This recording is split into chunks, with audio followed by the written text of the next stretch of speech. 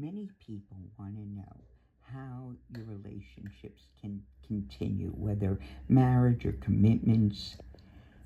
Maybe many of your friends have given you advice and say, do this, follow this. We're experienced, we know.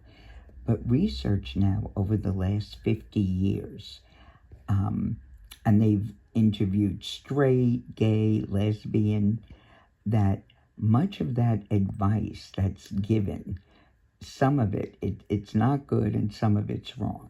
So myth number one, if the two of you have several shared interests together, that will predict whether the relationship will continue. So an example, if you both like running and you go out running, but one partner starts criticizing and is very negative against the other, certainly that's not good.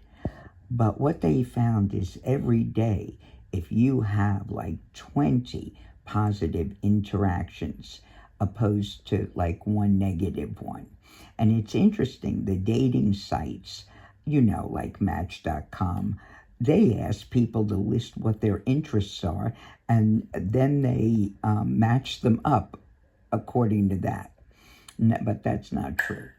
Myth number two, if you have an argument, never go to bed angry. No, because research shows when you fight, your heart rate increases, blood pressure, stress increases, and you can't listen to the other person. You can't communicate.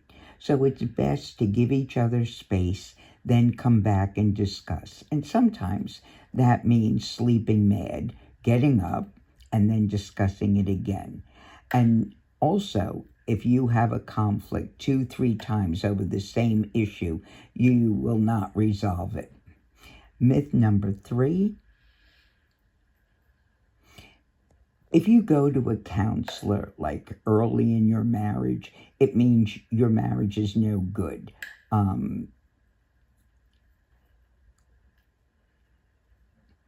There's something wrong. No. If you go to counseling, it helps you develop conflict resolution, emotional wellness, and that you can better get along with each other. But you don't want to go to counseling when your relationship is on the verge of breakup.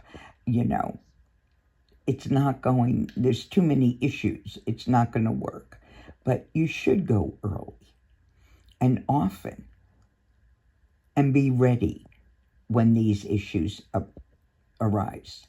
Myth number four, the marriage relationship breaks down because of an affair.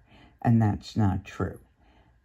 That's true that many relationships end because of an affair, but really it was what happened prior to the affair. It was already dissolving. Person feels lonely and that leads to an affair. Now, if they would have gone to counseling and discussed that and worked it out, maybe it wouldn't have led to the affair. So the affair doesn't cause the breakup. And last, myth number five, that if you have a contract, you each decide what your responsibilities will be, that will be a predictor of your relationship continuing. But that's not true. Because different things pop up.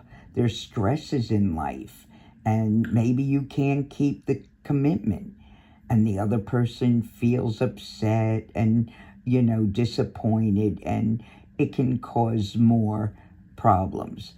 Maybe one feels like there's no equality in the relationship, but it's not good to measure and count, keep an account of everything that each other has to do.